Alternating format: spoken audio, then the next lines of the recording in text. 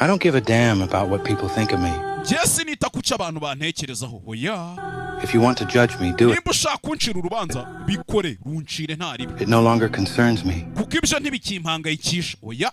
I no longer have to justify who I am. Ntago bikiri ngombwa ko nisobanura ngo ngusobanurire uwo ndi. What I do. Ibyo nkora uburyo mbikoramo. Or the decisions I make. Cyangwa se imyanzuro mfata ngo nje kubigusobanurira nkande wowe uri iki mu buzima bwanjye.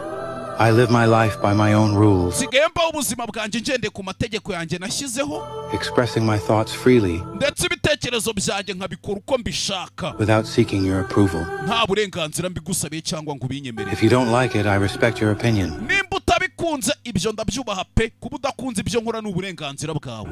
But it makes no difference to me. Ariko n'ubundi nje ntacyo bimbwiye nta n'icyo byantwara reka.